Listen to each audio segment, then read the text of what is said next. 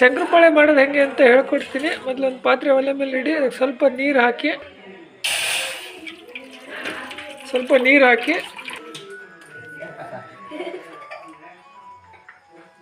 ರುಚಿಗೆ ತಕ್ಕಷ್ಟು ಉಪ್ಪು, ಒಂದು 3 ಚಮಚ ಸಕ್ಕರೆ,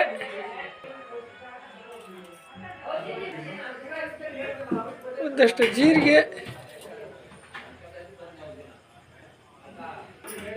ಇದು ಸ್ಮೂತ್ ಬರೋಕ್ಕೆ ಸ್ವಲ್ಪ ಡಾಲ್ಡ,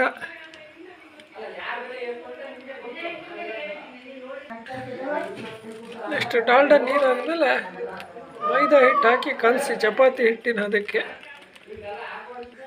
ನೋಡಿ ಈ ಥರ ಹಿಟ್ಟು ಕಲಿಸ್ಕೋಬೇಕು. ನಂತರ ಚಪಾತಿ ಒರಿಯೋ ಲೆಕ್ಕ ಸಣ್ಣ ಸಣ್ಣ ಉಂಡೆ ಮಾಡ್ಕೋಬೇಕು.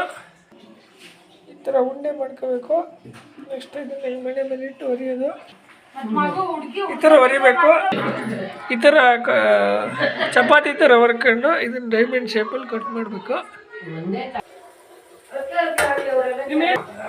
ಈ ಥರ ಡೈಮಂಡ್ ಶೇಪಲ್ಲಿ ಕಟ್ ಮಾಡಿ ಬಾಣಲಿ ಬಿಡಬೇಕು. ಆಮೇಲೆ ಕ್ಲೀನಾಗಿ ಬೆಂದ ಮೇಲೆ ತೆಗೆದಿಡಿ. ಈ ಥರ ಹೊಂಬಣ್ಣ ಬರೋವರೆಗೆ ಬೇಯಿಸ್ಬೇಕು. ಚೆನ್ನಾಗಿ ಬೇಯುತ್ತಿದ್ದು ಈ ಥರ ಕ್ರಾಸ್ ಕಟಿಂಗ್ ಮಾಡಬೇಕು. ಈ ಥರ ಮತ್ತೆ ಕಟ್ ಮಾಡಿದರೆ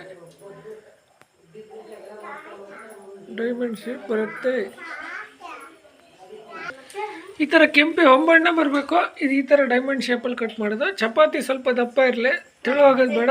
ತೆಳು ಆದರೆ ಎಲ್ಲ ಗಟ್ಟಿಯಾಗ್ಬಿಡುತ್ತೆ, ಉಬ್ಬಲ್ಲ. ಇದು ನೋಡಿ, ಮಕ್ಕಳಿಗೆ 5 ರೂಪಾಯಿ ಕುರ್ಕುರೆ ಪಟ್ಟಣ ಕೊಡಿಸೋ ಬದಲು ನೀವು ಮನೆಯಲ್ಲೇ ತಯಾರು ಮಾಡಿ ಮಕ್ಕಳಿಗೆ ರುಚಿಕರವಾದ ಶಂಕರಪಾಳೆ ಕೊಡ್ಬೋದು. ನಮ್ಮ ವಿಡಿಯೋ ಇಷ್ಟ ಆಗಿದ್ದರೆ ಶೇರ್ ಮಾಡಿ, ಲೈಕ್ ಮಾಡಿ, ನಮ್ಮ ಚಾನಲನ್ನು ಸಬ್ಸ್ಕ್ರೈಬ್ ಮಾಡೋದನ್ನು ಮರಿಬೇಡಿ. ರುಚಿಕರವಾದ ಶಂಕರಪಾಳೆ